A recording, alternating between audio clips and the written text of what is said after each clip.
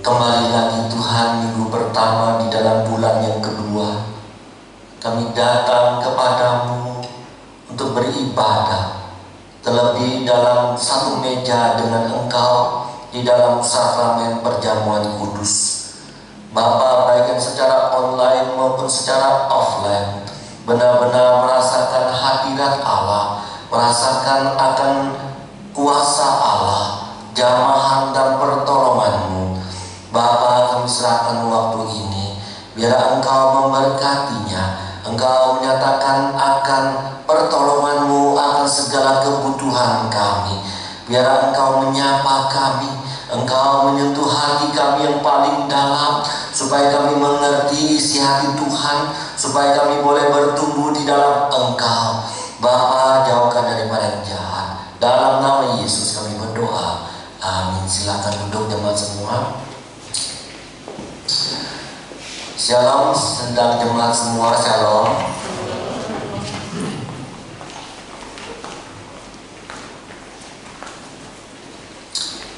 Baik, sedang jemaat yang dikasih Tuhan, kita kembali beribadah pada hari ini di dalam minggu pertama bulan yang kedua. Hari ini juga karena minggu pertama ada sakramen perjamuan kudus. Saya rindu setiap jemaat tentu boleh mengikutinya untuk perjamuan kudus.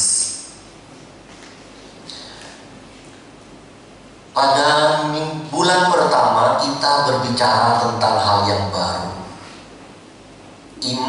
hati yang baru, roh yang baru, iman yang baru, pengharapan yang baru, kasih yang baru, dan rahmat-Nya yang baru. Pada bulan Februari kita berbicara tentang ibadah. Hari ini kita berbicara tentang apa itu ibadah. Ibadah untuk siapa kita lakukan? Panggilan ibadah itu datangnya dari manusia atau bukan? Minggu depan Pendeta Dr. Yosua Prabowo MTH yang kemarin datang waktu Mandiri, Rektor STII, beliau minggu depan akan berbicara bijak dalam ibadah sesuai dengan tema kita pada tahun ini. Seringkali kita tiap minggu beribadah, bukan? Dan mungkin di antara kita berkata, ibadah itu untuk saya, ibadah itu untuk keperluan hidup saya, untuk spiritual saya. Itu benar, tapi itu bukan yang utama. Yang utama adalah bahwa ibadah itu untuk Tuhan, bukan untuk manusia. Tetapi kita harus tahu segala sesuatu kalau kita berikan untuk Tuhan, kita utamakan Tuhan, maka semua akan kembali kepada kita. Di dalam Tuhan Yesus sendiri berkata, carilah dahulu kerajaan Allah, maka semuanya akan ditambahkan. Jadi ketika kita datang kepada Allah, kita mengutamakan Allah, maka ada timbal balik yang Allah berikan kepada kita. Kalau manusia bisa seperti itu, kalau kita utamakan dia belum tentu memberikan efek kepada kita. Tapi Allah tidak mungkin melakukan hal itu. Kalau kita utamakan Allah, maka Allah pasti memberkati kita. Tidak mungkin tidak. Sekali lagi, ibadah itu adalah yang utama, itu kita bawa kepada Tuhan. Kita memuliakan Dia, kita menyembah Dia, karena memang itu panggilan Allah buat kita. Efeknya apa? Kita mengucap syukur, kita dapat berkat dalam ibadah, dalam puji-pujian, di dalam penyembahan, di dalam firman, di dalam doa, di dalam memberi persembahan, di dalam sakramen perjamuan kudus, di dalam kita melayani Tuhan dan sebagainya. Baik sidang jemaat yang dikasihi oleh Tuhan, kita baca Ulangan 6 ayat 13. Ulangan 6 ayat 13. Saya akan membacakannya bagi kita sekalian. Atau Rita tolong baca sambil bangkit berdiri di sana. Rita 6 ayat 13. Ulangan 6 ayat 13. Engkau harus takut akan Tuhan. Bisa ulangi lagi. Engkau harus takut akan Tuhan Allahmu. Kepada Dia haruslah engkau beribadah. Demi namanya haruslah engkau bersumpah. Saudara, Musa menuliskan ini kepada bangsa Israel supaya umatnya, bangsa Israel itu beribadah kepada Tuhan. Tentu Musa mengatakan beribadahlah kepada Tuhan. Itu adalah perintah Tuhan kepada Musa. Hai Musa, perintahkan kepada semua umatku supaya umatku itu beribadah kepadaku. Jadi kita bisa melihat bahwa ibadah itu adalah panggilan Allah. Itu ibadah adalah desain Allah bagi umatnya. Sekali lagi, ibadah itu adalah desain Allah, rencana Allah atau panggilan Allah bagi anak-anaknya. Sekali lagi, panggilan Allah bagi kita, desain Allah bagi kita, rancangan Allah bagi kita. Kita harus taati. Ini penting. Perintah Allah kita taati, desain Allah kita taati. Allah membangun rumah tangga kepada kita dalam sebuah pernikahan, kita taat. Ada anak muda sering kumpul-kumpul, tidak mau menikah. Saya tahu orang-orangnya seperti itu. Saya pernah berjumpa dengan orang-orang seperti itu. Gak usah kalau ribet ketika menikah. Kita kumpul-kumpul aja. Sama aja kok. Kita mengasihi, kita saling komunikasi, kita terbuka. Oh salah. Kumpul-kumpul bukan rancangan Allah, desain Allah. Desain Allah supaya kamu menikah. Saudara yang dikasih oleh Tuhan, desain Allah adalah untuk kita beribadah. Kita harus taat. Semua desain Allah harus kita taati. Amin. Amin. Saudara, tidak heran Allah kembali menciptakan, misalnya ibadah itu desain Allah, maunya Allah bagi umat Allah. Oleh sebab itu dia desain, Allah mendesain itu pada hari Sabat, supaya orang-orang beristirahat bekerja, supaya orang beribadah, supaya orang memfokuskan diri kepada Allah di dalam hari Sabat itu. Kalau dulu hari Sabat itu hari Sabtu, maka sekarang adalah hari Sabat itu adalah hari Minggu, di mana Tuhan desain supaya anak-anaknya beribadah kepada Dia, memfokuskan diri. Oh ya, besok Minggu itu saya ibadah, saya persiapan diri. Oh besok itu Minggu pertama ada perjamuan kudus, berarti saya juga mempersiapkan diri supaya dalam segala ibadah, dalam perjamuan kudus, saya memuji Tuhan, di dalam memberi persembahan, itu semuanya boleh mendapatkan berkat, semuanya untuk kemuliaan Tuhan. itu kita mempersiapkan. Kita bangun pagi, saya harus bangunkan anak saya jam berapa? Oh, jam 9 ibadah, saya bangunkan anak jam 8. Bangun, mandi, makan, kasih uang persembahan. Bapak saya selalu begitu. Ayo bangun, ini loh uang 50 rupiah pada waktu sekolah minggu dulu.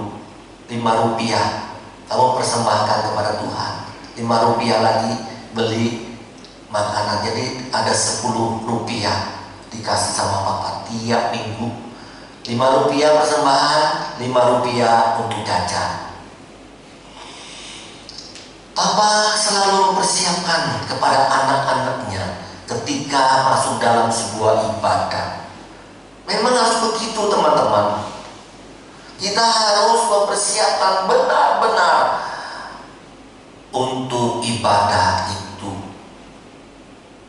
Karena kita akan menghadap Allah. Allah memanggil kita. Kita berhadapan dengan Dia. Maka kita mempersiapkan hati untuk Dia.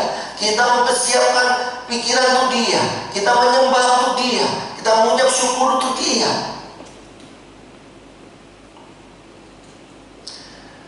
Saudara, kalau kita berbicara tentang desain ibadah Allah, Allah begitu mendesain bukan hanya hari Sabtu, hari Sabat, hari Minggu untuk dipersiapkan bagi jemaat untuk ibadah umatnya. Dia juga kalau kita berbicara bagaimana Tuhan mendesain pada waktu itu, desain rumah ibadah, ada pelataran, ada ruang kudus, ada ruang maha kudus, di mana jemaat hanya boleh ada di dalam ruang di dalam pelataran. Imam harus ada di ruang kudus, dan ruang maha kudus hanya 1 kali 1 tahun, di mana imam besar ada di sana. Diatur sedemikian rupa, ada meja sajian, ada tempat mesbah di sana. Tuhan desain sedemikian rupa, ukurannya sedemikian. Ada lilin 7 itu harus ada 7, nggak boleh 6, nggak boleh 8. Desain Allah seperti itu. Saudara yang dikasih Tuhan, sampai baju dari imam besar didesain seperti itu. Kamu harus begini, bajunya begini, ukurannya begini, modelnya begini. Allah mendesain seperti itu dalam suatu ibadah. Berarti ibadah itu sangat penting. Coba kita bayangkan diri kita saja. Ketika anak saya yang pertama nanti MD menikah kan? Ya menikah nanti kan? Ya kita doakan itu, ya kan? Pasti pernikahan itu adalah hal yang penting. Maka di dalam pernikahan itu kita mendesain sedemikian rupa, bajunya bagaimana,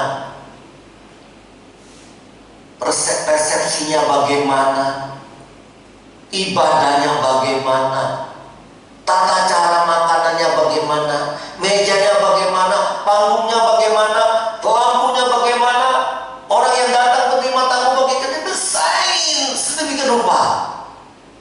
Berarti pernikahan itu penting. Saudara, sekali lagi Allah mendesain suatu ibadah begitu sempurnanya, ditata oleh Allah sendiri, supaya setiap umat Allah beribadah itu benar-benar bisa menikmati kehadiran Allah. Saudara, kita bersyukur ruangan kita begitu bagus sudah ditata demikian rupa. Kemarin Musa baru beli alat 3,5 juta supaya desain suaranya lebih bagus daripada minggu yang lalu, itu pasti. Cuma drumnya masih bunyi, Musa sudah beli alatnya, tinggal Musa bikin. Nggak sempat terlalu banyak kerjaan. Saudara yang dikasih oleh Tuhan, kita begitu mendesain suatu ruang ibadah. Dan ada semangat kali ini. Saudara, untuk apa? Supaya nyaman. Oleh sebab itu kenapa didesain sedemikian rupa ibadah seperti ini supaya bagus, nyaman, supaya karena menyatakan ibadah itu penting supaya jemaat datang merasakan hadirat Allah dan merasakan akan perjumpaan secara pribadi dengan Allah.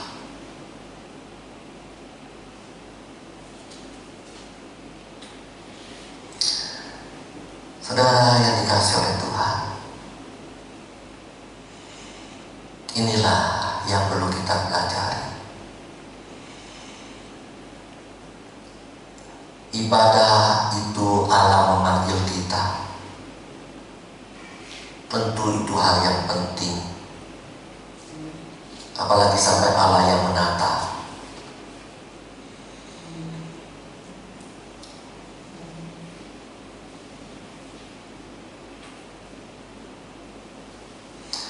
Sekali lagi, kalau ibadah itu penting, mari kita beribadah kepada Dia.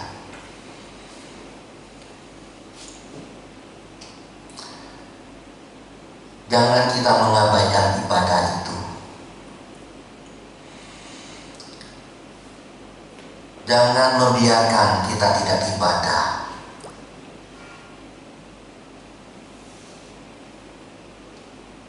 Allah menganggap ibadah itu penting. Mendesain begitu penting. Musa juga menganggap ibadah itu penting. Mendesain gereja ini begitu bagusnya, sehingga mengajak jemaat untuk beribadah.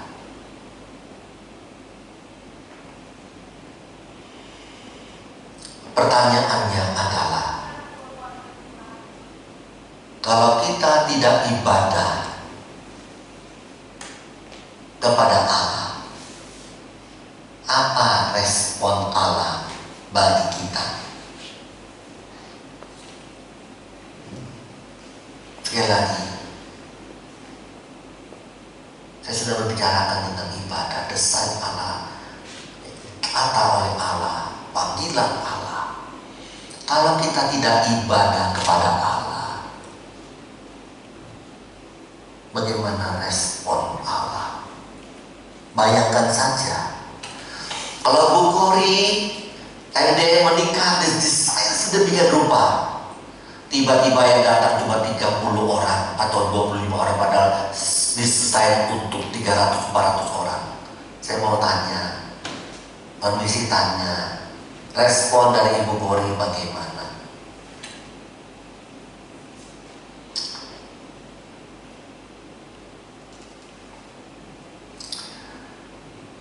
Saudara yang dikasihi oleh Tuhan, itu penting bagi kita. Tentu Tuhan marah. Tuhan marah kepada kita. Waktu kuberikan 7 hari, 6 hari kuberikan untuk dirimu bekerja, main HP, main game, olahraga, hobimu, pekerjaanmu, studimu, pacaranmu. Tapi 1 hari pun 2 jam engkau tidak pernah berikan itu kepadaku. Padahal itu desainku. Yang kedua, kenapa kita harus beribadah hanya kepada Allah saja?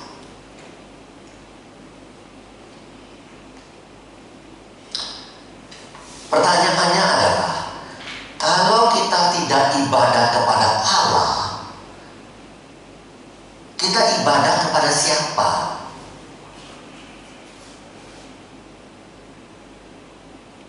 Itu pertanyaan yang penting. Kalau kita tidak ibadah kepada Tuhan Allah Yahweh, kepada Tuhan Yesus Kristus, Tuhan yang menyelamatkan kita, kita ibadah kepada siapa? Oh, tidak ibadah. Oh ya bagus, tidak ibadah. 1 minggu tidak ibadah, 2 minggu tidak ibadah, 1 bulan tidak ibadah, 5 bulan tidak ibadah, setahun 2 kali hanya ibadah. Boleh? Boleh. Itu haknya orang. Tetapi pertanyaannya, sekali kali lagi, Tuhan itu pasti marah. Lalu kalau kamu tidak beribadah, kamu ibadah kepada siapa? Ulangan 5, 6 sampai 10. Ulangan 5, 6 6-10. Pak Jasa tolong bacakan bagian ini 6-8.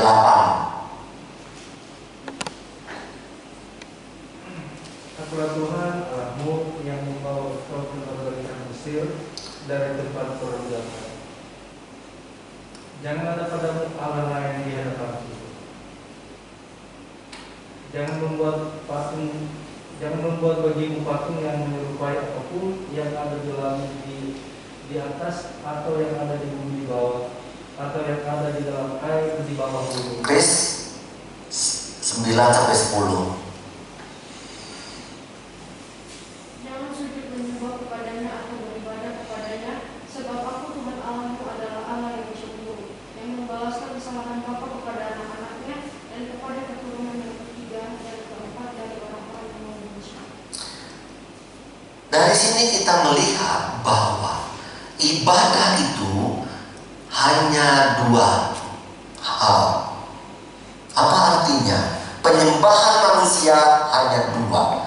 Yang pertama kepada Allah Yahweh, atau yang kedua hanya kepada ilah-ilah dunia.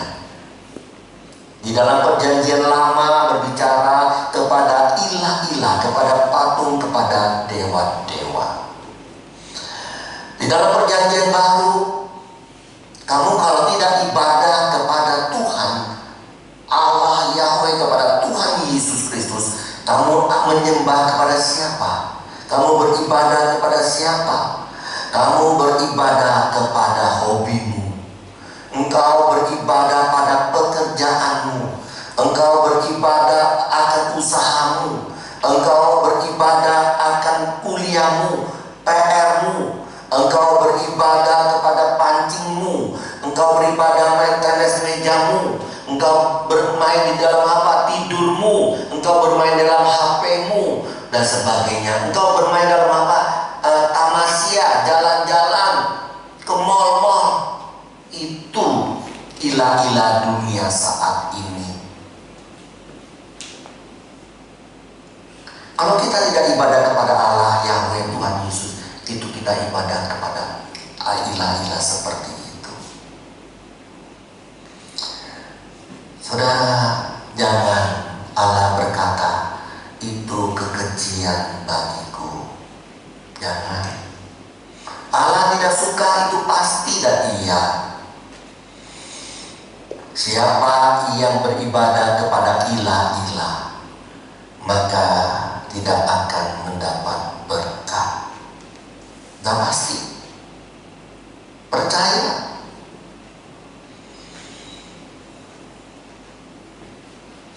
Kalau kita baca lagi pada sampai generasi keempat, ya betul ya?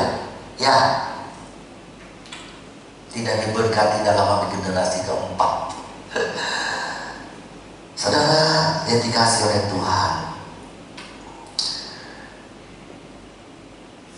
ini rumusan bagi kita ya.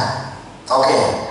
Seorang yang bernama pakar teologi yang berkata, yang seorang bernama G. Wesley Breer mengatakan, persekutuan dengan Allah menghasilkan sebuah berkat. Mundur dari sebuah kewajiban membuka pintu dalam dosa dan kebinasaan. Sekali lagi, Musa akan jelaskan. Persekutuan dengan Allah itu mendatangkan berkat. Mundur daripada kewajiban itu membuka pintu dalam dosa dan kebinasaan. Apa artinya? Persekutuan kita dengan Allah itu artinya kita beribadah dengan Dia. Kita berdoa kepada Dia, ya seterusnya. Nah, itulah yang akan membawa berkat. Kenapa kita ketika bersekutu dengan Dia mendatangkan berkat?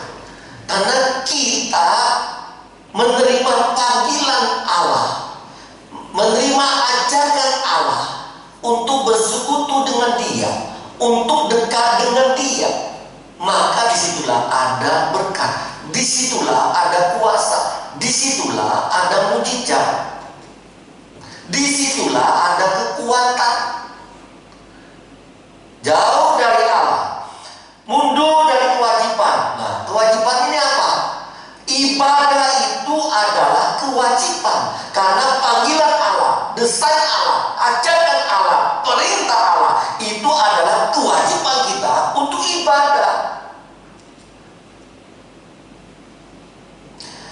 Kalau kita mengabaikan kewajiban itu, dikatakan mendatangkan dosa, mendatangkan kacau. Ya pasti kamu tidak taat terhadap ajakan Tuhan, kamu tidak taat pada perintah Tuhan dalam ibadah, ya dosa.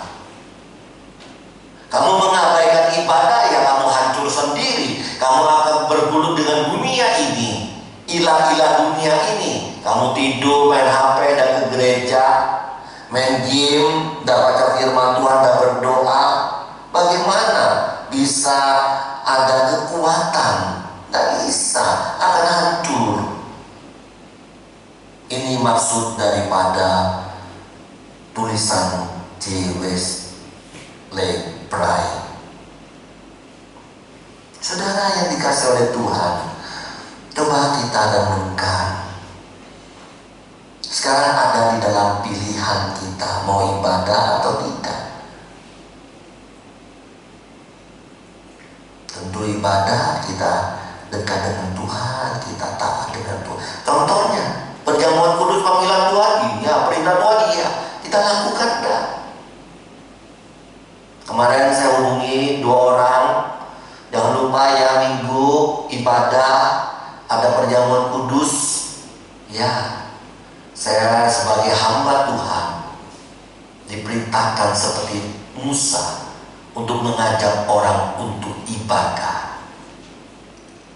Padahal itu bolak-balik Musa katakan kepada dia.